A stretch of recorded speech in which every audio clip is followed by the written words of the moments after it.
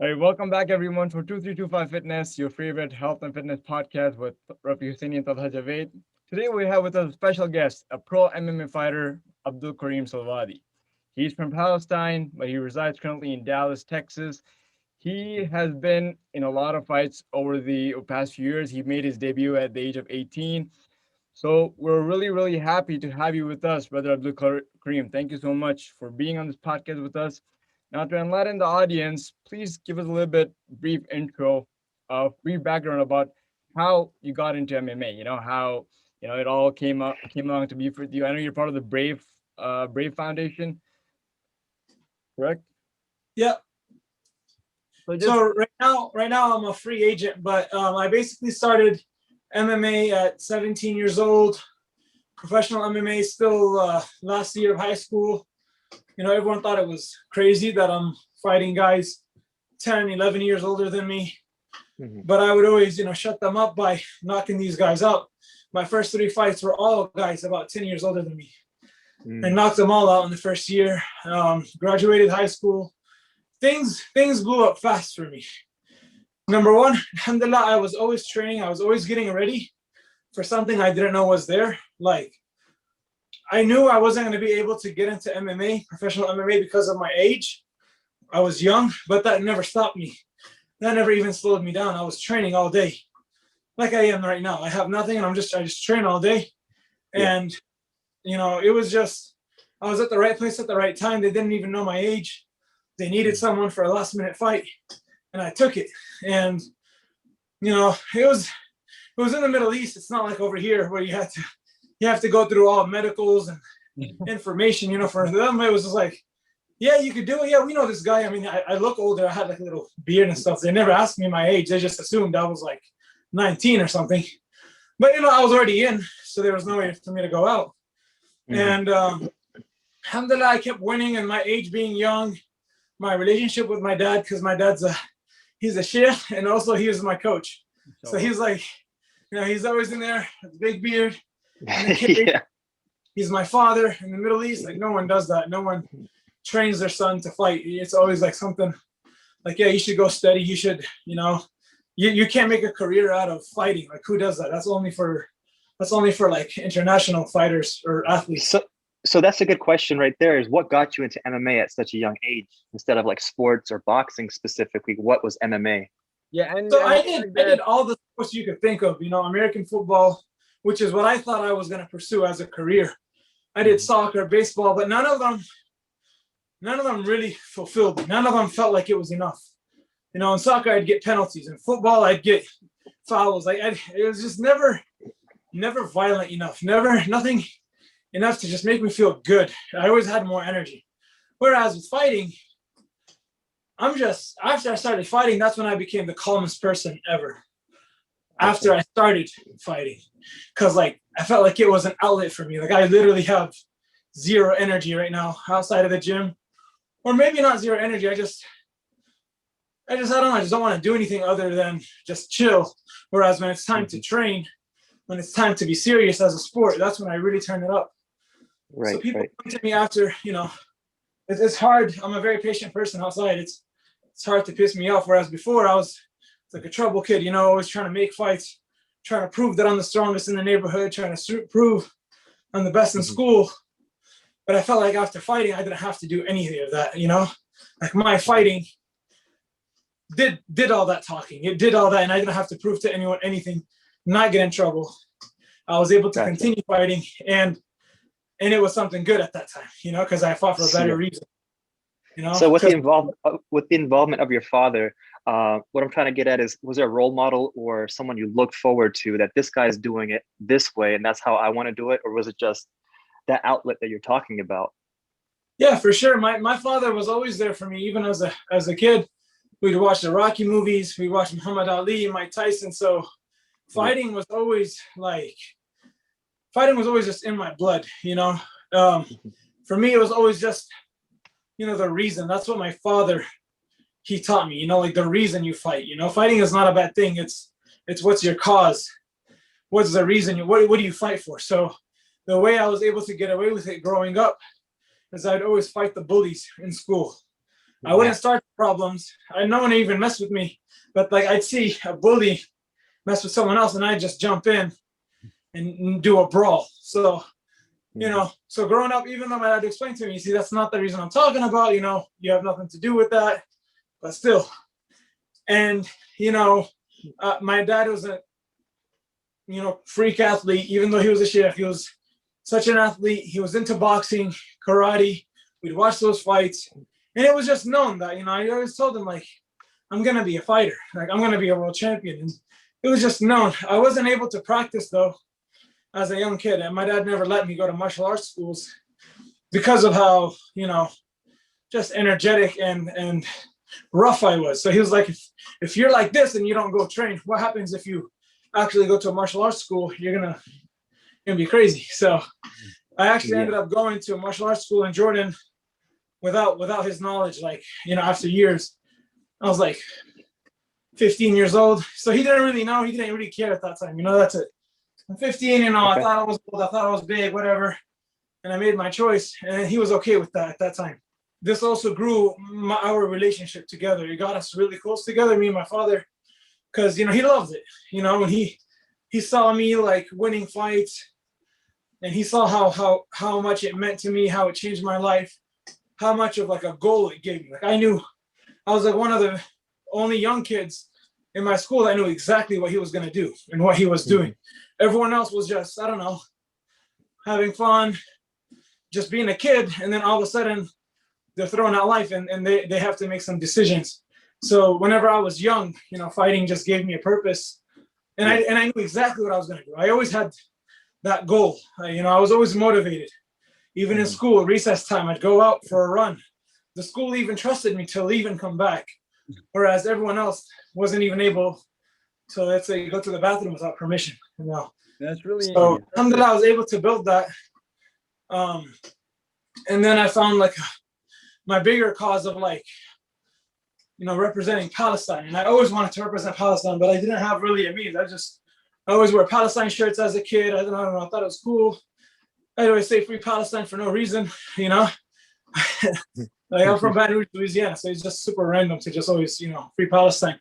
But fighting gave me that platform, a microphone, millions of eyes and ears to listen to what I have to say, and I started taking advantage of that platform to just represent Palestine and me as a Muslim, and just try to do some good. And alhamdulillah, I was able to travel to Palestine, see Palestinians on the street. They recognize me, and they're just always sending me support messages like, thank you, what you're doing. You're putting us on the map, and you're letting people know. Because I see people here like, wallahi, sometimes they just don't know. Mm-hmm. They really don't know what's going on. They don't know. So I feel like with my competing, with my fights, I'm able to at least send a positive message out there and get people to know. And just one thing for our audience listening, Selwady is also known as the Pride of Palestine. When he goes to fights, that's how it's introduced. So it's really impressive, for someone like you who already early on knew what they want to make out of themselves and like give a bigger purpose to it. It's very impressive, and you don't see that a lot in these days in sports or any other careers where people want to do something that's bigger than them, beyond their own like fame and money. Now with that, I would like to know, when was the first time that you got recruited, and then you went to Brave, now you're a free agent, but like, what was that moment for you, that turning point where you knew that, okay, this is it, this is where my career is gonna be into MMA and pro fighting? Yeah, so it would be my first fight that I took on like a 10 days notice. I was at the time just training Muay Thai. I was fighting for the Jordan Muay Thai national team. I was 23-1. I was just young, wild kid, 17 years old, just really trying to get the most work, trying to fight the toughest people I could get my hands on locally. And, seeing this commercial of Desert Force, it was on TV. Me and my dad, we saw these guys. There's like a group of 20 guys just walking in slow motion. They're all shirtless, ripped. And it's like the commercial for Desert Force. And I was like, yo, Dad. Yo, I want to go watch that. They said that's gonna be in Jordan in like 2 weeks. I don't know, it was like 2 weeks or 3 weeks at the time. It was a while. I was like, let's go watch, man. These guys look good. And then he's like, yeah, okay, let's go. Anyways, time passes by. I'm on like just Facebook, and I see like this forum of a coach in Jordan saying, hey, we need some sparring partners. We got 2 guys fighting in Desert Force. So, they need to get some work. So if there's any local fighters that can, basically be a punching bag so they could, just get some training in. Right. I was like, of course I'm going to go get beat up by these guys on TV. Like, like it's, at least I get to see where my level's at. If they beat me up too much, that means I'm not good. If they beat me up a little bit, I'm all right. Just depending on how much they beat me up, I'll see where my level's at. So I go, a 17-year-old kid, just go walk into a gym. I say, yeah, I saw your post on Facebook. I'm here to help. I'd love to. It'd be my honor, to get beat up. So anyways, they put me in. First guy, I don't even know him. I just know he's famous and he's tough. They say, go. We punch. I like liver kick him really hard in the stomach. He gets knocked out. He's just on the ground. He's just trying to breathe. And I was like, whoa, like I did that. Anyways, he gets back up after like 5 minutes. Okay, guys, let's go. Hey, you go, you knew whatever his training, you go lighter. I was like, okay, fine. We go, we punch, I punch him. He gets hurt, he grabs me, he takes my back, and he chokes me, I tap. I was like, all right, cool, at least I knocked him out once, Second guy, yeah, this guy was bigger than me, a bit bigger. Second guy was like around my size. He was really ripped over, he was around my size. I go with him, I knock this guy out, like he's like flat on the ground, and then after he gets up, he just doesn't want to fight anymore. Like the coach is screaming at him. He's like, this little kid is still in school, whatever, and you can't just let him do that. You get up and he just doesn't want anymore. Whatever. They're like, good job, you got potential. Keep it up, do what you do, if we need help again, we'll call you. I was like, cool, thanks. I went home and I'm telling my dad, I'm like, see those guys on TV? I beat them up and this and this. That's when the hype started coming in. I was excited, And then a couple days later, I get a call from that same coach saying someone had pulled out from the event. They need a last minute replacement. I said, yes, I don't even think about it. I was just like, yeah, I'll go. And then my dad comes back. This is where I get nervous because, this is serious right now. It's not like fun and games like in a gym. It's serious, professional. So my dad, this happened, this. He's like, yeah, let's go. And he was more excited than I was. I was nervous to tell him. And then from there, it was like a rocket ship, man. Like fight after fight, he was always there. Mm-hmm. The training was full-time. It was my last year of high school. So during that summer and the year before, the way we did in Jordan was you take your SAT exams, SAT, and then like your last year, if you finish your SAT, then you're kind of done, So I had that year, I had already planned in my head that I was just going to finish my exams that summer, and I did. So I had that full last year of just full-time training. Like, yeah, I was in high school, but I wasn't really like doing stuff because I already finished the hard part. In America, you could finish high school a year earlier. If you finished your SATs over there, you had to finish your 12 years, whatever, even if you finish your SATs. So I had a full year of just full-time training, like all day. I'm talking about 6 hours, 7 hours a day.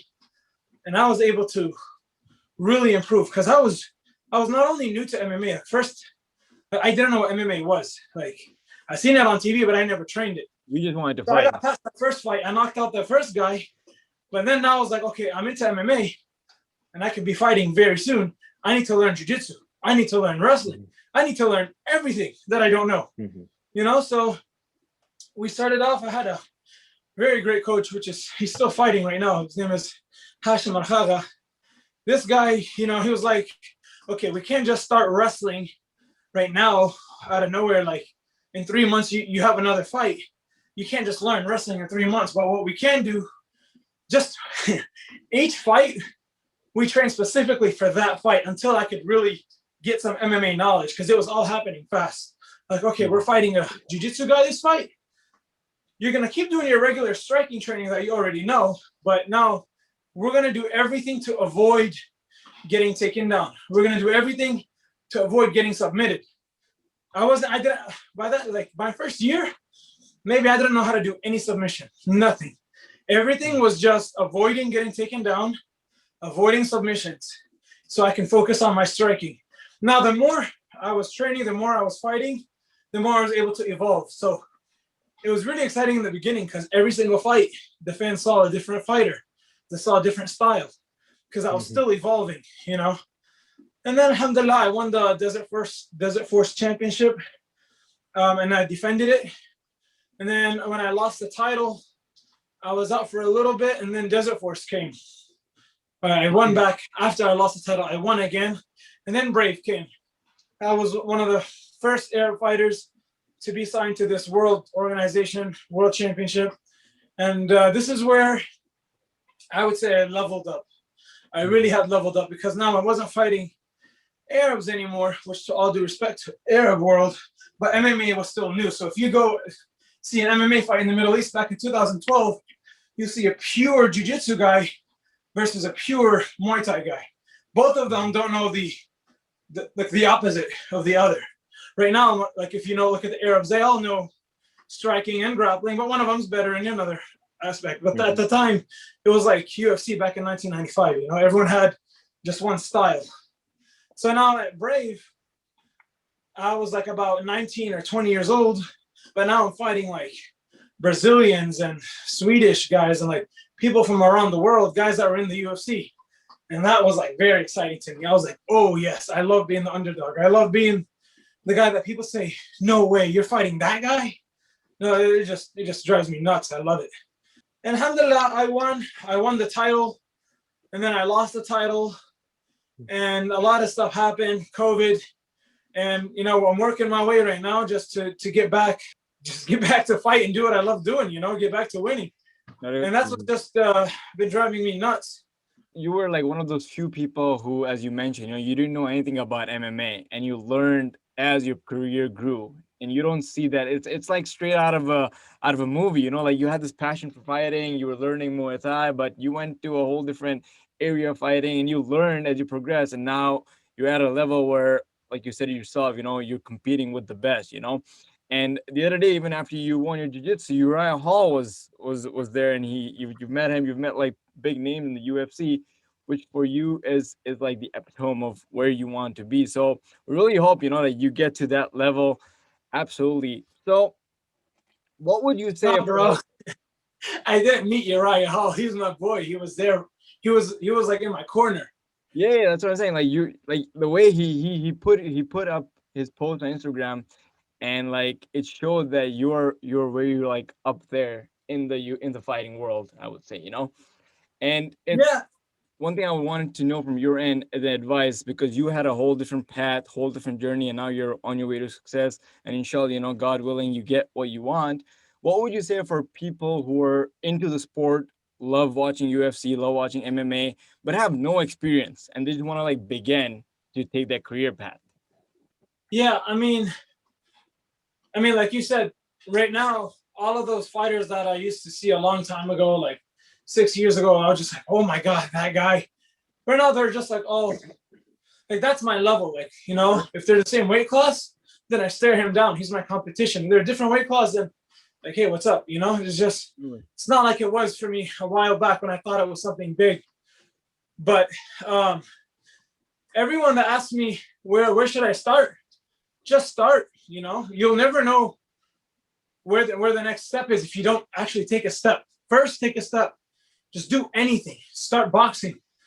You know, people just they think they have it all figured out from before they start. This isn't something that you can just really just plan out and say, okay, I want to do boxing for 1 year, jiu-jitsu for 1 year, you know, just really go for it. And if you already have like, let's say, you're like, why should I start MMA now? There's no tournament right now. There's no championship. Well, if there is a championship set, then you're already late. You know, like I feel like the only reason it works for me is because I was already training as if I had that event. Like, let's say if I had known, not 10 days before that event, if I had known 2 months before, I don't think it was possible that I would be able to train harder.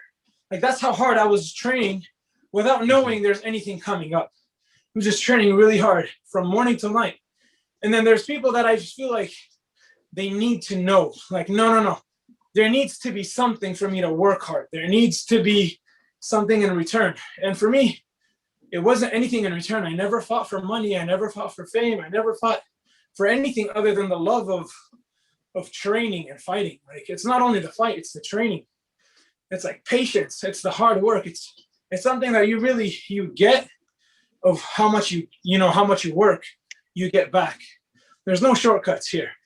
And like, people like, yeah, just enjoy being locked in the house, watch a movie, watch this, do this. I'm like, that's so boring. Like, why would I do that? I'm just gonna keep training, but indoors. I don't know. Maybe I'm crazy. I don't know. This is just fun for me. That's good. And that's how you've kept yourself busy too. Now, it's a very good transition, because the next thing that we were going to ask you is that how does training, I mean, I know there's athletic training, all athletes train different. So how does training for a fight, or training as a fighter, differ from training for soccer, football, or any other sport? Sure. So like right now, I mean, I'm always training hard. The difference really when you have a fight and when you don't have a fight, you're off season, is just how precise and serious the training is. Like, if I don't have a fight coming up anytime soon, and I'll know that for sure, due to an injury, due to like certain there's different stuff that could come up, and you're not fighting soon, I'll still train really hard. I'll just make it fun. It doesn't have to be specific. Like, I don't have to do boxing or jiu-jitsu. I could just, whatever I kind of feel like doing. Like today, I feel like going for a 12-mile run, I'll run. I feel like wrestling, I'll wrestle. But like, when there's a fight coming up, that's when I have a schedule, and whether I feel like doing it or not, I'm going to do it. That's the difference with fight camp and just regular training. I mean, I could sometimes, I have more energy and more enthusiasm when I'm not in fight camp, because you're doing it for fun. Sometimes during fight camp, just because I love fighting doesn't mean it's always fun. Doesn't mean I always like it. You don't always enjoy doing something with a smile, because there's a lot of situations where things get frustrating. They get harder.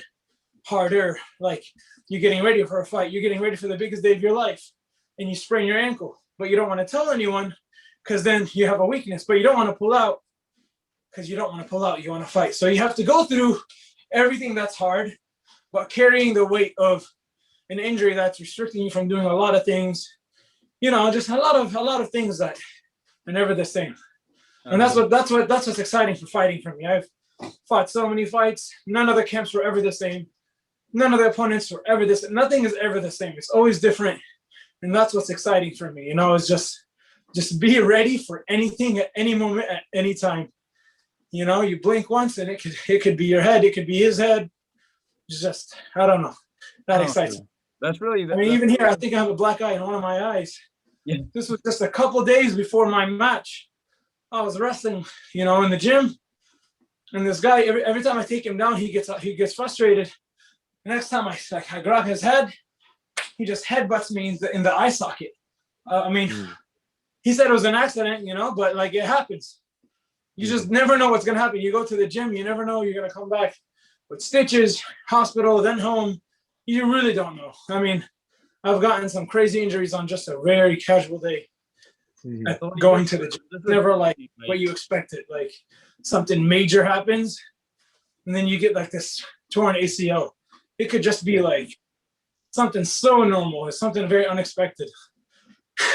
So when you're training for a fight, and then like, it's interesting, because like, for you as a fighter, like, you're training with that intensity that a fight's coming, and then the injury that you're talking about, of course, they're gonna happen when someone's trying to grapple you, or like have you tap out, and they're like stretching it out. So how does that differ for you when you're prepping for a fight, when it comes to training and diet versus your off season? I know you just said that your off season, it's just whatever you feel like, but when you're prepping for a fight, how does that intensity, and how is there like a precaution in place what you're eating, how you're training?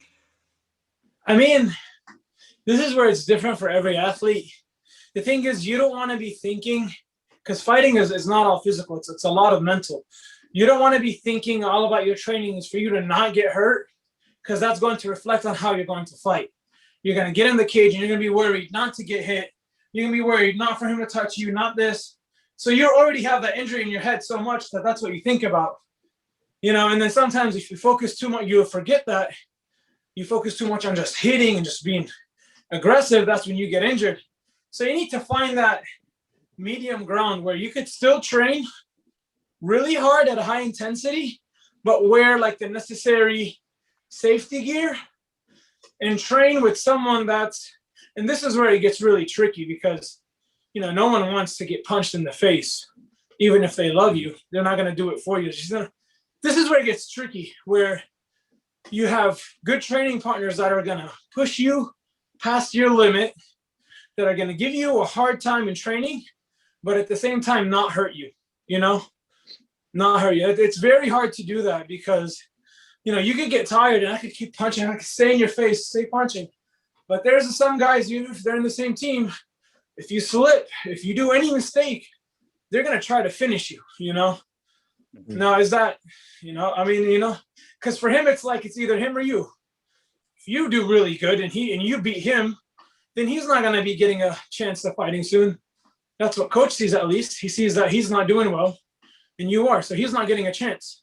So it's always like, you know, and you can't baby your friend, you know, spoil him, take care of him to a point where he doesn't get good work in. Where it's like, hey, you know, I want to make like it's like an internal competition between like, who's better, even though you're training, but like who can one up the other person. Yeah.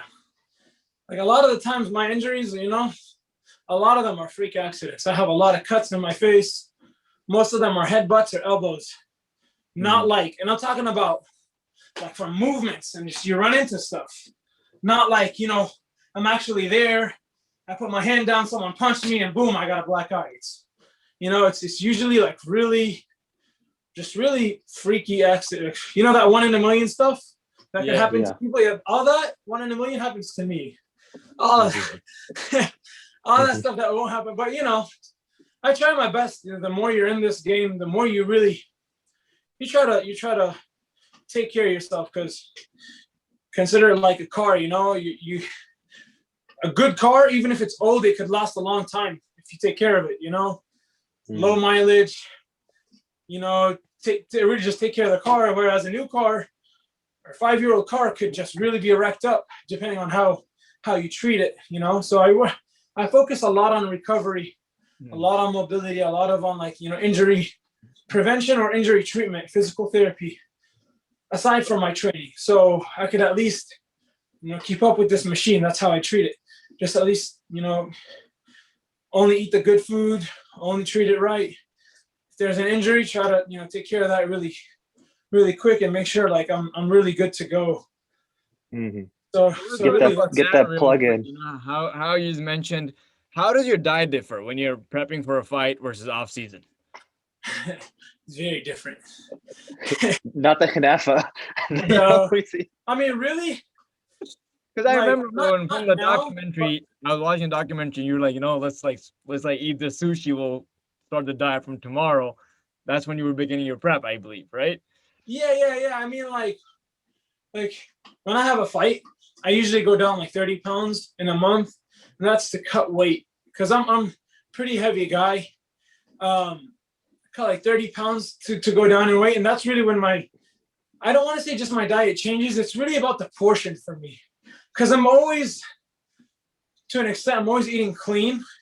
But when I'm cutting weight, I'm eating very clean. You know, I cut out a lot of things, but the difference is the portions. I start really going down in portions while going up in training. And, you know, that gets to me. That's where you're physically tired.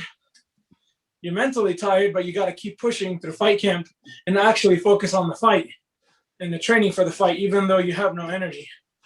Mm-hmm. So, yeah, that's about it. I mean, yeah, like this last fight that I did this last weekend, it was at 175 pounds, whereas for MMA, I do 155.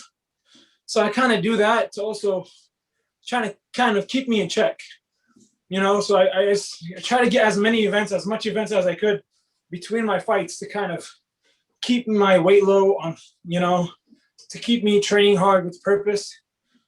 And yeah, so that's really what I'm doing right now.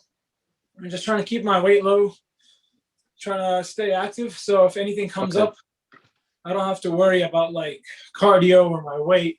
For the audience that is listening on audio, he's panting out of breath because he's on a bike. So he's okay, completely fine. but he's as you mentioned, he likes to stay active, and that's why while we're talking right now, it's so amazing that you find so rare people who are passionate about just training. Just training, like you mentioned. For you, training played a factor into how you perform inside the octagon, inside the ring. Now, what would you say for someone? People always have this question, and for yourself too, like mashallah, like you have an amazing physique. You're like a strong person, a strong personality at the same time. How do you maintain a lean physique or like a fight ready physique all year long?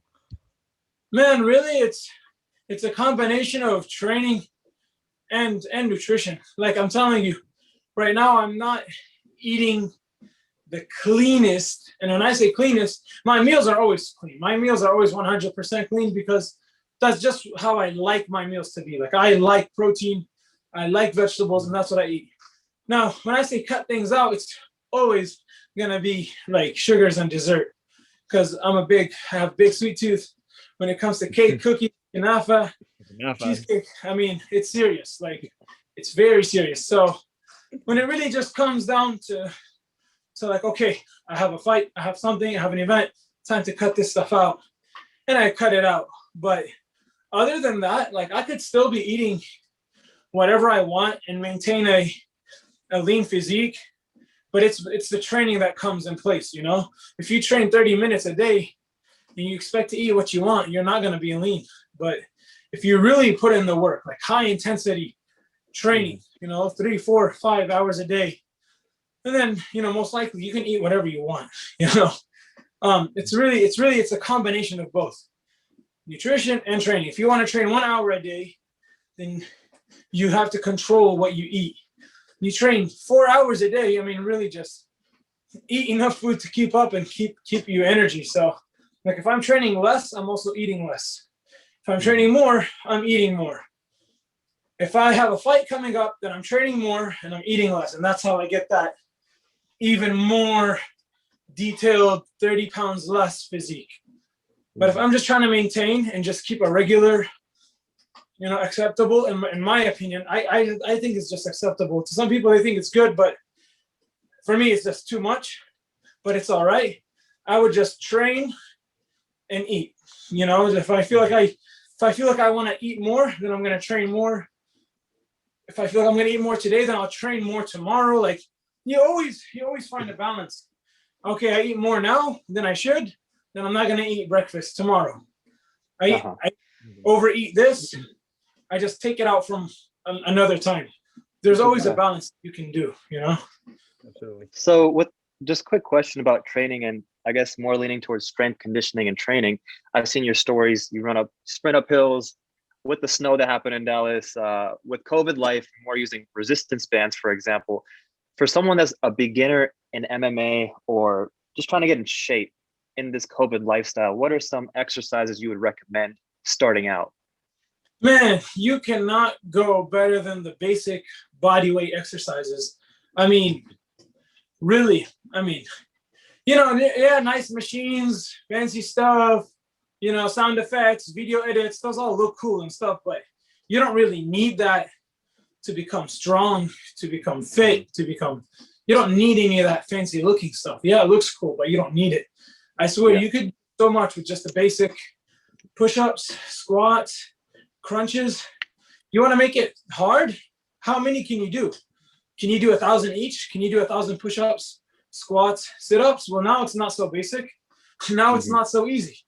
So if you feel like the movement is just easy and you don't see like people adding it in like promo videos, and just do thousands of them, they'll be effective. There's so much you could do. Like last year when the COVID shutdown happened in March, in April, it was Ramadan, I did a workout video program with Islamic Relief. It was 30 days of Ramadan, 30-minute workout from the house.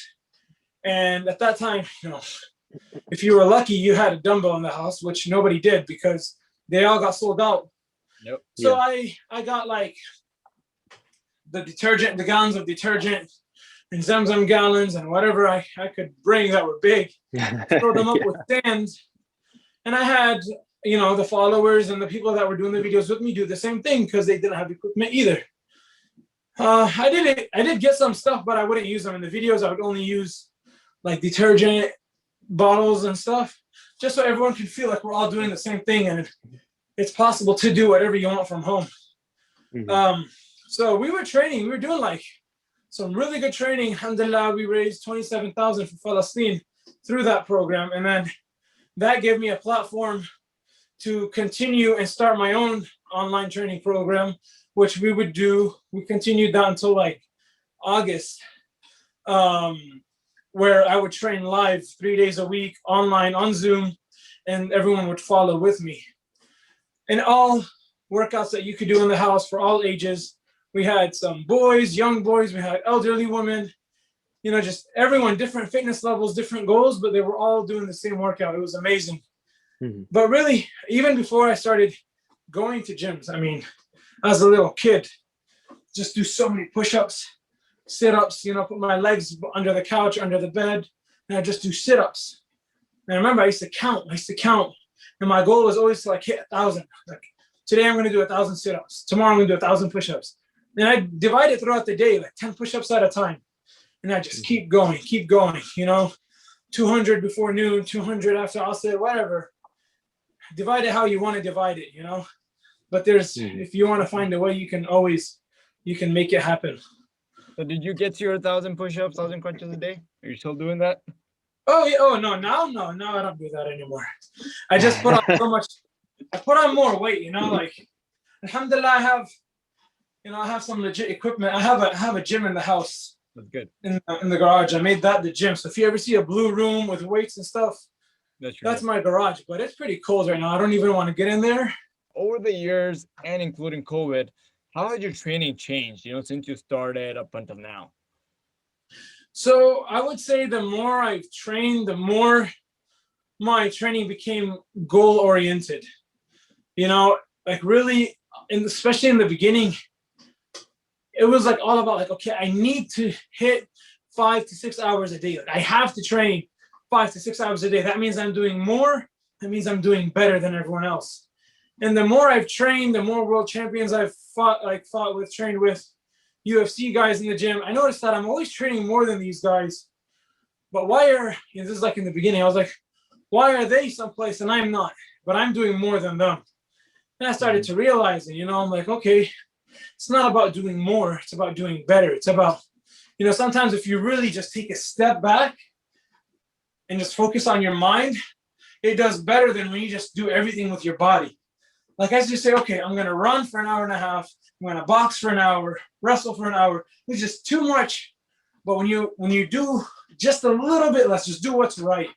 And you focus with your mind, you know what you're doing. Everything you do is for a goal and you know why you're doing it. I started to notice that, like, wow, I'm able to get more work done in less time, just have better quality training, better quality everything. So really it's the quality more than the quantity that helped me realize which training is better. Awesome. That's great to know. And just we do this with all our guests. Just two quick, fun fact questions with you. Number one, who's your favorite MMA UFC fighter that you would want to fight and you look up to right now?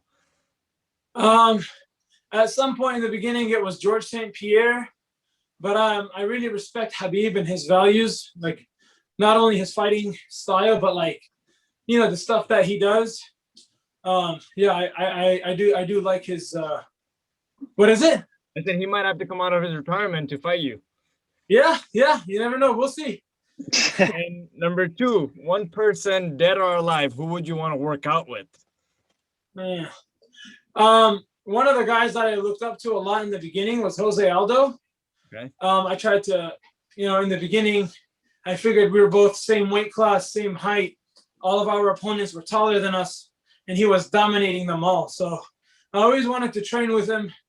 The closest I ever got was training with his training partners, like sparring partners that came out to Jordan back in the day and States. But yeah, he's someone I'd like to train with still, just because it's like something that meant a lot to me. Awesome. Thank you so much, Selwady, for taking out time out of your busy schedule. And I know it's in the snowstorm right now, so you were able to give us some time. Thank you so much. And people can find you at Selwady MMA at Instagram. So if they want to train with you, if they want to, look up your highlights or like follow you, day to day, a life in a day of a fighter, and that's where you can find them. Thank you so much for thank you so much for coming on the show. We appreciate your time, and we look forward to hosting you sometime soon again. Definitely. Thank you, Rafi and Talha, for having me on the show. It's an honor to meet you guys, and inshallah, look forward to more success for both of us, for all of us. Inshallah. Definitely. Inshallah. Thank you. Inshallah. Take care. Inshallah. Assalamu alaikum. Okay. Wa alaikum salam.